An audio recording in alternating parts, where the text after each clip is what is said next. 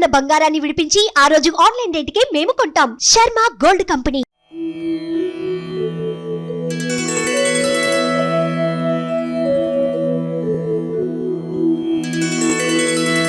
उत्तिष्ठ भैरवस्वामिन् काशिकापुरपालक श्रीविश्वनाथ भक्तानां सम्पूरय मनोरथम्। स्नानाय गाङ्गसलिलेधसमर्चनाय विश्वेश्वरस्य बहुभक्तजनावुपेताः श्रीकालभैरवलसन्ति भवन्निदेशम्। उत्तिष्ठ दर्शय दशां तव सुप्रभातम्। यागव्रतादि बहुपुण्यवशं यथा त्वं पापात्मनामपि तथा सुगति प्रदासी। कारुण्यपूरमयि शैलसुता सपत्नीम् आतर्भगीरथसुते तव सुप्रभातम्।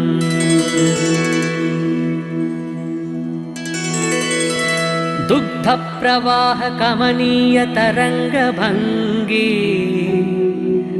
पुण्यप्रवाह परिपाधित भक्तसंगे नित्यं तपस्वी जनसेवित पादपद्मे गंगे शरण्य शिवदे तव सुप्रभातम्।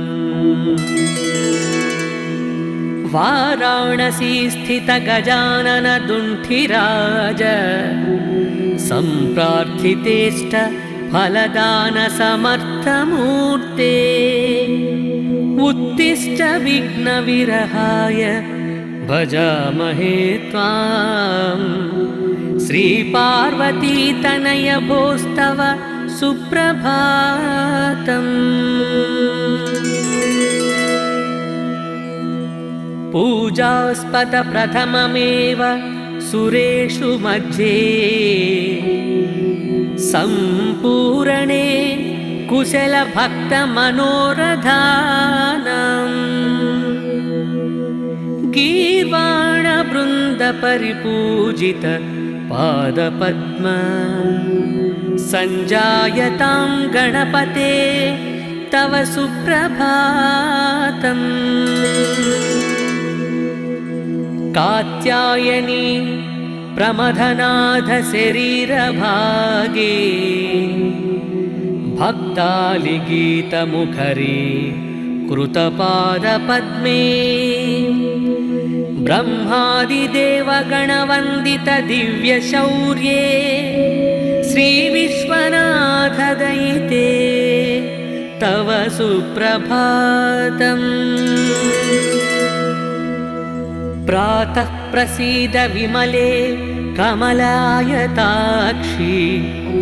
कारुण्यपूर्ण हृदये नमतां शरण्ये।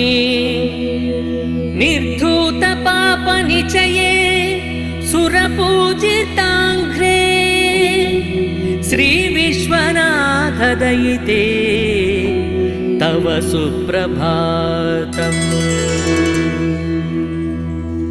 सस्यानुकूल जलवर्षण कार्य हेतो शाकम्भरीति तव मान भुवि प्रसिद्धम्। सस्यातिजातमिह सुष्यति चान्नपूर्णे उत्तिष्ठ सर्वफलदे तव सुप्रभातम्। सर्वोत्तमं मानवजन्म लब्ध्वा हि नस्ति जीवान् भुवि मर्त्यवर्गः। तद्धारणायुषु जहीहि निद्रां देव्यन्नपूर्णे तव सुप्रभातम्। श्रीकण्ठ कण्ठ द्रुतपन्नग नीलकण्ठ सोत्कण्ठभक्तनिवहोपहितोपकण्ठ उत्तिष्ठ सर्वजनमङ्गलसाधनाय विश्वप्रजाप्रथितभद्र जहीहि निद्राम् गङ्गाधराद्रितनया प्रियशान्तमूर्ते वेदान्तवेद्य सकलेश्वर विश्वमूर्ते कूटस्थ नित्यनिखिलागमगीतकीर्ते देवासुरार्चित विभो तव सुप्रभातम्। श्रीविश्वनाथ करुणामृतपूर्ण सिन्धो सीतांशुखण्डसमलङ्कृत भव्यचूड भस्माङ्गरागपरिशोभित सर्वदेह वाराणसीपुरपते तव सुप्रभातम्। देवादिदेव त्रिपुरान्तक दिव्यभाव गङ्गाधर प्रमथवन्दित सुन्दराङ्ग नागेन्द्रहार नतभक्तभयापहार वाराणसीपुरपते तव सुप्रभातम्। वेदान्तशास्त्र विशदीकृत दिव्यमूर्ते प्रत्यूषकाल मुनिपुङ्गव गीतकीर्ते त्वय्यर्पितार्जित समस्त सुरक्षणस्य वाराणसीपुरपते तव सुप्रभातम्।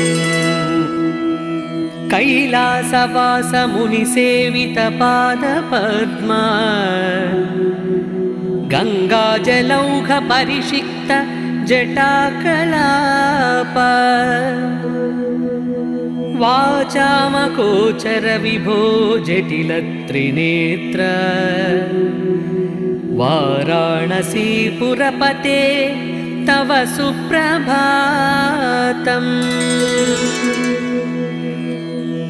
श्रीपार्वती हृदयवल्लभ पञ्चवक्त्र श्रीनीलकण्ठ नृकपालकलापमाला श्रीविश्वनाथ मृदुपङ्कजमञ्जुपाद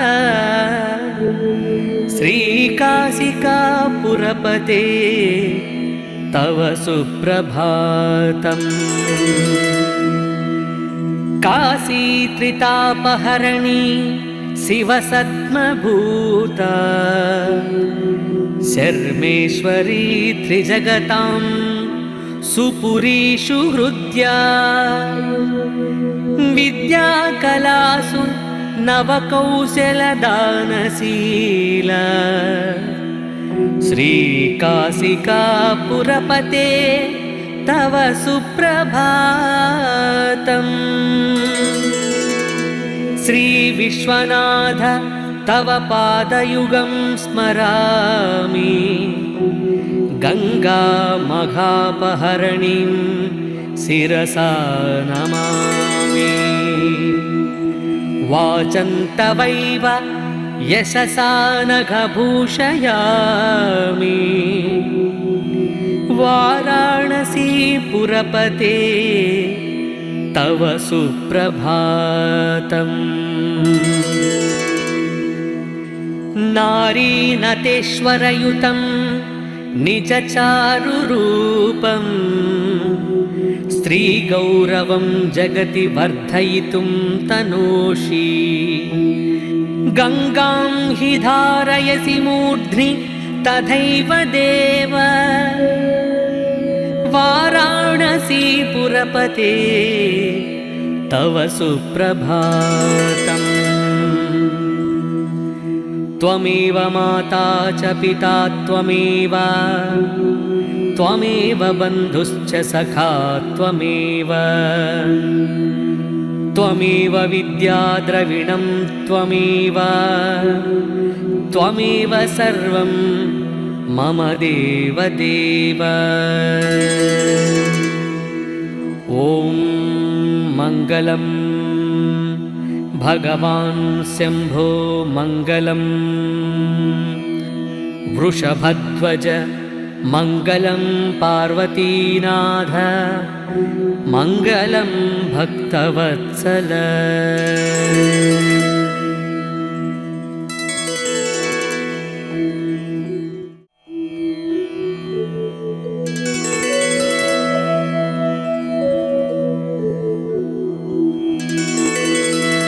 उत्तिष्ठ भैरवस्वामिन् काशिकापुरपालक श्रीविश्वनाथ भक्तानां सम्पूरय मनोरथम्।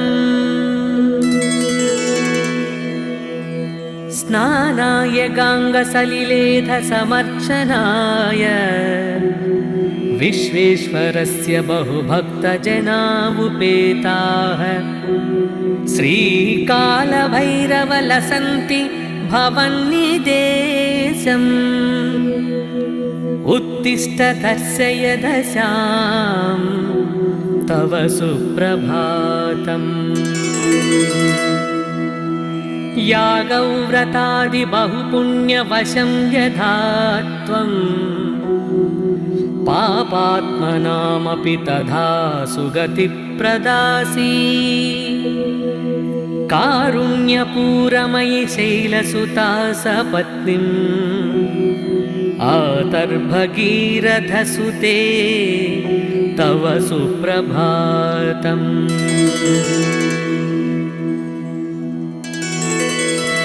दुग्धप्रवाह कमनीयतरङ्गभङ्गी पुण्यप्रवाह परिपाधित भक्तसङ्गे नित्यं तपस्वि जनसेवित पादपद्मे गङ्गे शरण्य शिवदे तव सुप्रभातम्। वाराणसी स्थित गजानन दुण्ठिराज सम्प्रार्थितेष्ट फलदान समर्थमूर्ते उत्तिष्ठ विघ्नविरहाय भजामहे त्वां। श्रीपार्वती तनय भोस्तव सुप्रभातम्। पूजास्पद प्रथममेव सुरेषु मध्ये सम्पूरणे कुशलभक्तमनोरथानाम्। गीर्वाणवृन्दपरिपूजित पादपद्म सञ्जायतां गणपते तव सुप्रभातम्। कात्यायनी प्रमथनाथ शरीरभागे भक्तालिगीतमुखरी कृतपादपद्मे ब्रह्मादिदेवगणवन्दित दिव्यशौर्ये श्रीविश्वनाथ दयिते तव सुप्रभातम्। प्रातः प्रसीद विमले कमलायताक्षी कारुण्यपूर्ण हृदये नमतां शरण्ये। निर्धूत पापनिचये सुरपूजिताङ्घ्रे श्रीविश्वनाथ दयिते तव सुप्रभातम्। सस्यानुकूल जलवर्षण कार्यहेतो शाकम्भरीति तव मानभुवि प्रसिद्धम्। सस्यातिजातमिह शुष्यति चान्नपूर्णे उत्तिष्ठ सर्वफलदे तव सुप्रभातम्। सर्वोत्तमं मानवजन्म लब्ध्वा हि नस्ति जीवान् भुवि मर्त्यवर्गः। तद्धारणायुषु जहीहि निद्रां देव्यन्नपूर्णे तव सुप्रभातम्। श्रीकण्ठकण्ठद्रुतपन्नगनीलकण्ठ सोत्कण्ठभक्तनिवहोपहितोपकण्ठ उत्तिष्ठ सर्वजनमङ्गलसाधनाय विश्वप्रजाप्रथितभद्र जहीहि निद्राम्। गङ्गाधरात्रितनया प्रिय शान्तमूर्ते वेदान्तवेद्य सकलेश्वर विश्वमूर्ते कूटस्थ नित्य निखिलागमगीतकीर्ते देवासुरार्चित विभो तव सुप्रभातम्। श्री विश्वनाथ करुणामृतपूर्ण सिन्धो सीतांशुखण्ड समलङ्कृत भव्यचूड भस्माङ्गराग परिशोभित सर्वदेह वाराणसीपुरपते तव सुप्रभातम्। देवादिदेव त्रिपुरान्तक दिव्यभाव गङ्गाधर प्रमथवन्दित सुन्दराङ्ग नागेन्द्रहार नतभक्तभयापहार वाराणसीपुरपते तव सुप्रभातम्। वेदान्तशास्त्र विशदीकृत दिव्यमूर्ते प्रत्यूषकाल मुनिपुङ्गव गीतकीर्ते त्वय्यर्पितार्जित समस्त सुरक्षणस्य वाराणसीपुरपते तव सुप्रभातम्। कैलासवास मुनिसेवित पादपद्मा गङ्गाजलौघ परिषिक्त जटाकलाप वाचामगोचर विभो जटिल त्रिनेत्र वाराणसीपुरपते तव सुप्रभातम्।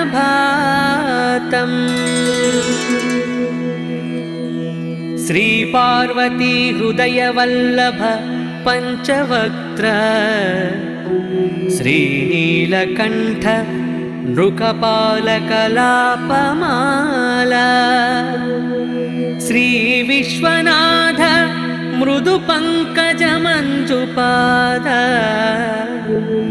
श्रीकाशिकापुरपते तव सुप्रभातम्। काशीत्रितापहरणी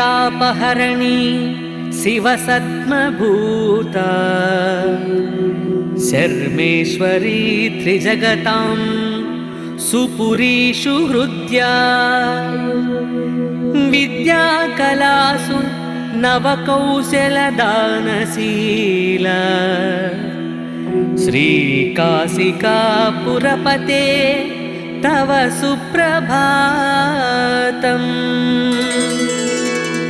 श्रीविश्वनाथ तव पादयुगं स्मरामि गङ्गामघापहरणीं शिरसा नमामि। वाचन्तवैव यशसा नघभूषयामि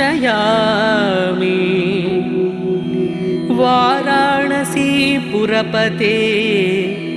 तव सुप्रभातम्। नारीनटेश्वरयुतं निजचारुरूपम्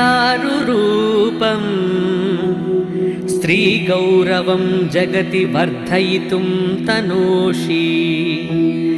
गङ्गां हि धारयसि मूर्ध्नि तथैव देव वाराणसीपुरपते तव सुप्रभातम्। त्वमेव माता च पिता त्वमेव, त्वमेव बन्धुश्च सखा त्वमेव, त्वमेव विद्या द्रविणं त्वमेव, त्वमेव सर्वं मम देवदेव। ॐ मङ्गलं भगवान् शम्भो मङ्गलं वृषभध्वज मङ्गलं पार्वतीनाथ मङ्गलं भक्तवत्सल।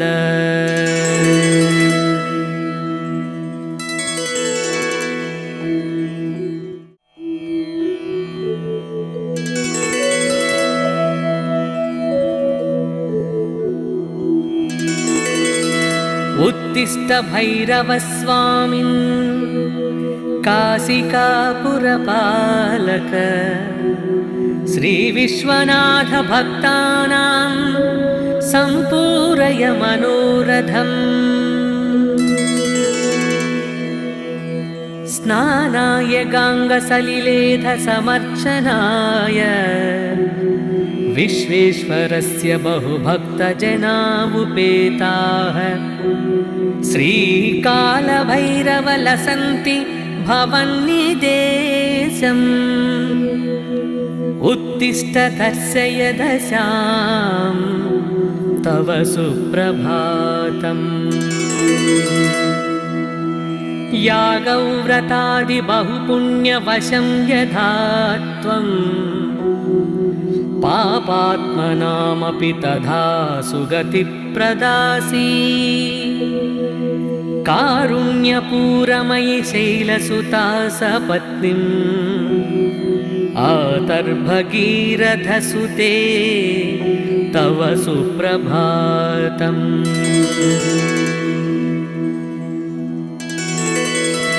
दुग्धप्रवाहकमनीयतरङ्गभङ्गी पुण्यप्रवाह परिपाधित भक्तसङ्गे नित्यं तपस्वि जनसेवित पादपद्मे गङ्गे शरण्य शिवदे तव सुप्रभातम्। वाराणसी स्थित गजानन दुण्ठिराज सम्प्रार्थितेष्ट फलदान समर्थमूर्ते उत्तिष्ठ विघ्नविरहाय भजामहे त्वां। श्रीपार्वती तनय भोस्तव सुप्रभातम्। पूजास्पद प्रथममेव सुरेषु मध्ये सम्पूर्णे कुशल भक्त मनोरथानां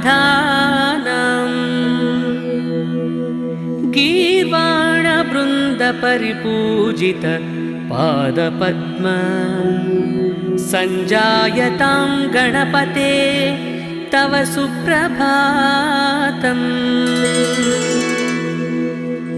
कात्यायनी प्रमथनाथ शरीरभागे भक्तालिगीतमुखरी कृतपादपद्मे ब्रह्मादिदेवगणवन्दित दिव्यशौर्ये श्रीविश्वनाथ दयिते तव सुप्रभातम्। प्रातः प्रसीद विमले कमलायताक्षी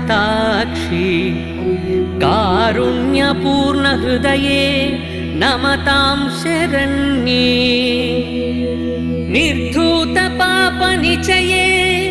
सुरपूजिताङ्घ्रे श्रीविश्वनाथदयिते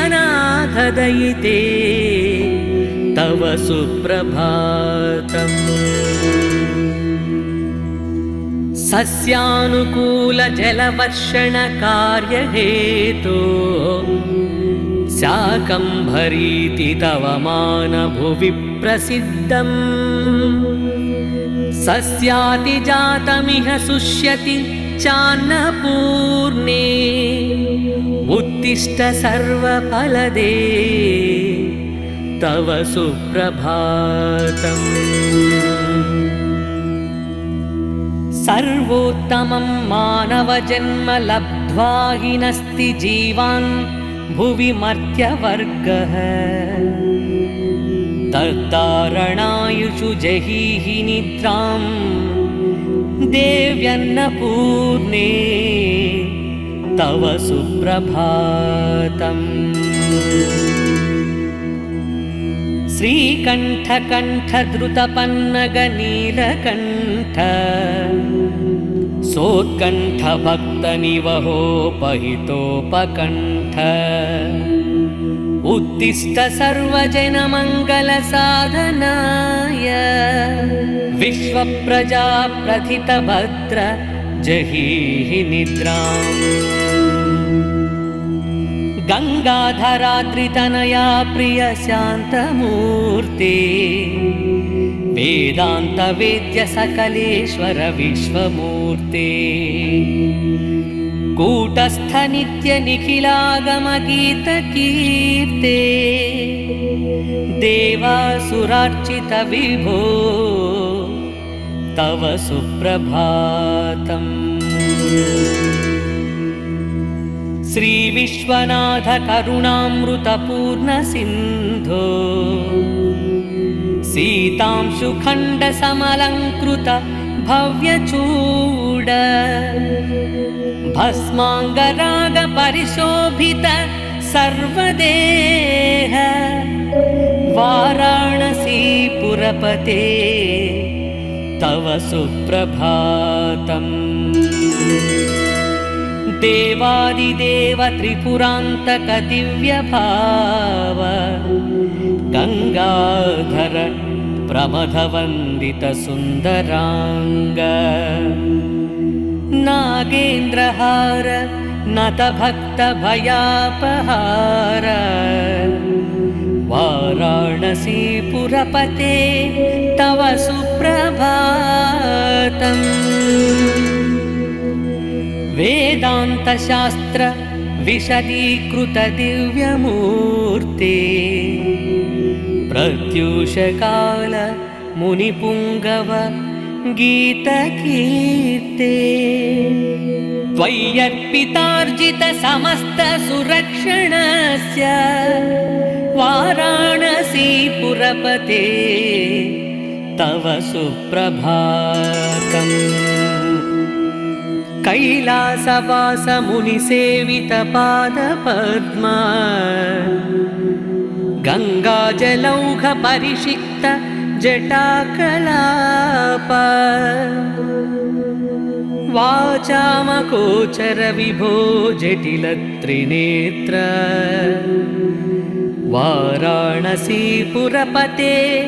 तव सुप्रभातम्।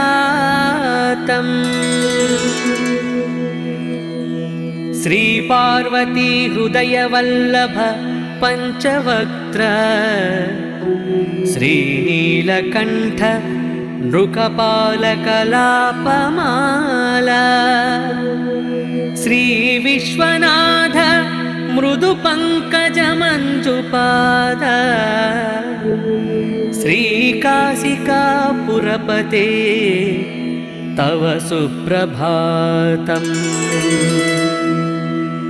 काशीत्रितापहरणी शिवसद्मभूता शर्मेश्वरी त्रिजगतां सुपुरीषु हृद्या विद्याकलासु नवकौशलदानशील श्रीकाशिकापुरपते तव सुप्रभातम्। श्रीविश्वनाथ तव पादयुगं स्मरामि गङ्गामघापहरणीं शिरसा नमामि। वाचन्तवैव यशसा नघभूषयामि वाराणसीपुरपते तव सुप्रभातम्।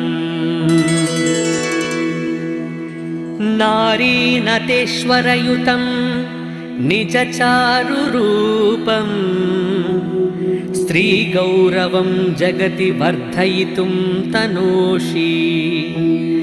गङ्गां हि धारयसि मूर्ध्नि तथैव देव वाराणसीपुरपते तव सुप्रभातम्। त्वमेव माता च पिता त्वमेव, त्वमेव बन्धुश्च सखा त्वमेव, त्वमेव विद्या द्रविणं त्वमेव, त्वमेव सर्वं मम देवदेव। ॐ मङ्गलं भगवान् शम्भो मङ्गलं वृषभध्वज मङ्गलं पार्वतीनाथ मङ्गलं भक्तवत्सल।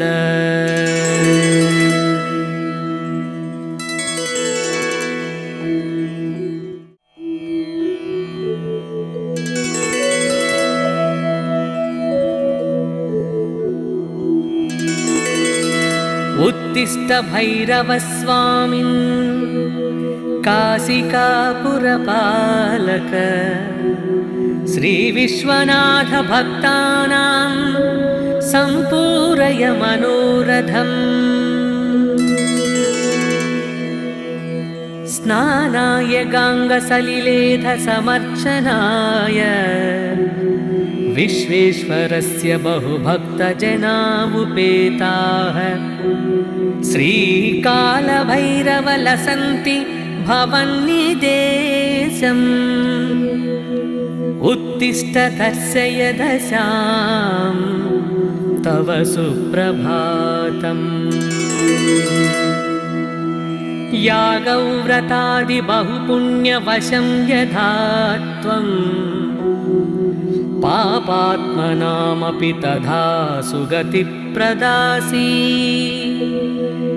कारुण्यपूरमयि शैलसुता सपत्नीम् आतर्भगीरथसुते तव सुप्रभातम्।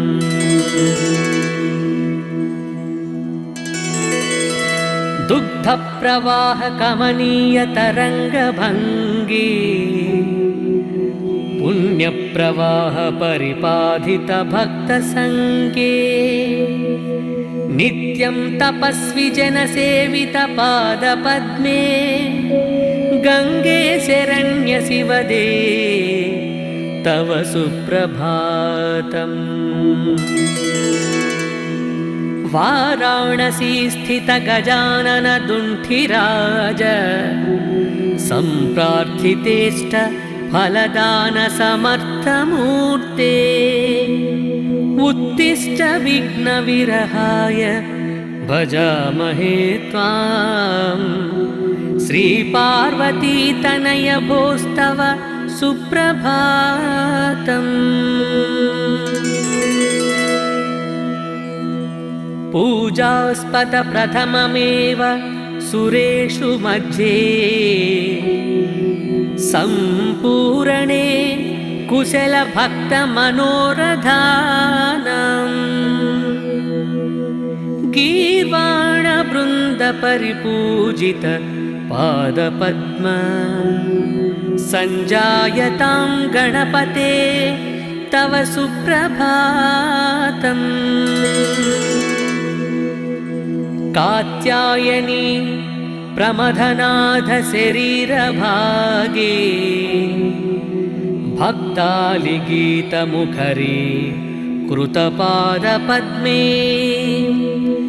ब्रह्मादिदेवगणवन्दित दिव्यशौर्ये श्रीविश्वनाथ दयिते तव सुप्रभातम्। प्रातः प्रसीद विमले कमलायताक्षी कारुण्यपूर्णहृदये नमतां शरण्ये निर्धूतपापनिचये सुरपूजिताङ्घ्रे श्रीविश्वनाथ दयिते तव सुप्रभातम्। सस्यानुकूलजलवर्षणकार्यहेतो शाकम्भरीति तव मानभुवि प्रसिद्धम् सस्यातिजातमिह शुष्यति चान्नपूर्णे उत्तिष्ठ सर्वफलदे तव सुप्रभातम्। सर्वोत्तमं मानवजन्म लब्ध्वा हि नस्ति जीवान् भुवि मर्त्यवर्गः तद्धारणायुषु जहीहि निद्रां देव्यन्नपूर्णे तव सुप्रभातम्।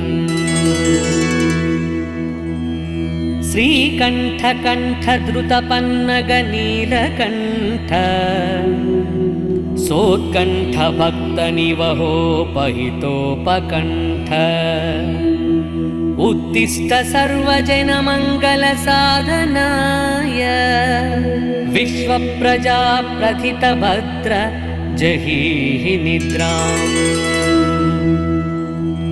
गङ्गाधरात्रितनया प्रिय शान्तमूर्ते वेदान्तवेद्य सकलेश्वर विश्वमूर्ते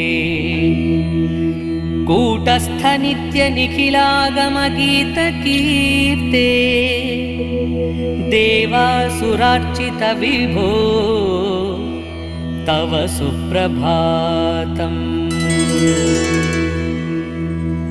श्रीविश्वनाथ करुणामृतपूर्ण सिन्धो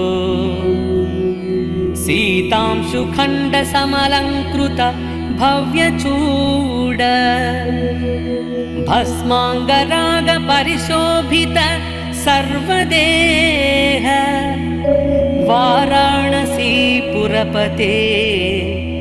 तव सुप्रभातम्। देवादिदेव त्रिपुरान्तक दिव्यभाव गङ्गाधर प्रमथवन्दित सुन्दराङ्ग नागेन्द्रहार नतभक्तभयापहार वाराणसीपुरपते तव सुप्रभातम्।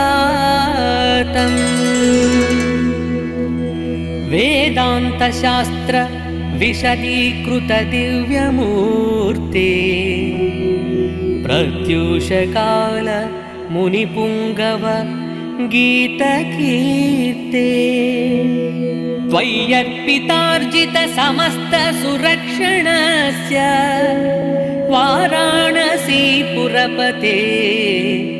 तव सुप्रभातम्। कैलासवास मुनिसेवित पादपद्मा गङ्गाजलौघ परिषिक्त जटाकलाप वाचामकोचर विभो जटिल त्रिनेत्र वाराणसीपुरपते तव सुप्रभातम्।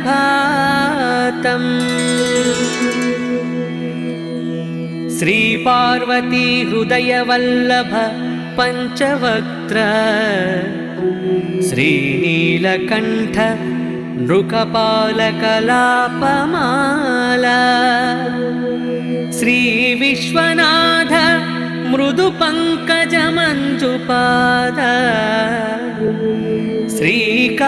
శ్రీకాశికాపురపతే తవ సుప్రభాతం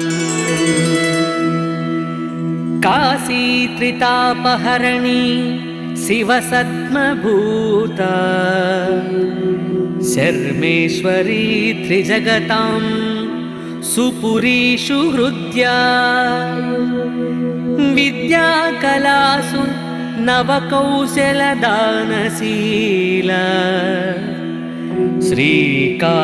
శ్రీకాశికాపురపతే తవ సుప్రభాతం శ్రీవిశ్వనాథ తవ పాదయుగం స్మరామి గంగామఘాపహరణిం శిరసా నమామి వాచంతవైవ యశసా నఘభూషయామి వారాణసీపురపతే తవ సుప్రభాతం నారీనతేశ్వరయుతం నిజచారురూపం స్త్రీగౌరవం జగతి వర్ధయితుం తనోషి గంగాం హి ధారయసి మూర్ధ్ని తథైవ దేవ వారాణసీపురపతే తవ సుప్రభాతం త్వమేవ మాతా చ పితా త్వమేవ త్వమేవ బంధుశ్చ సఖా త్వమేవ త్వమేవ విద్యా ద్రవిణం త్వమేవ త్వమేవ సర్వం మమ దేవదేవ ఓం మంగళం భగవాన్ శంభో మంగళం వృషభధ్వజ మంగళం పార్వతీనాథ మంగళం భక్తవత్సల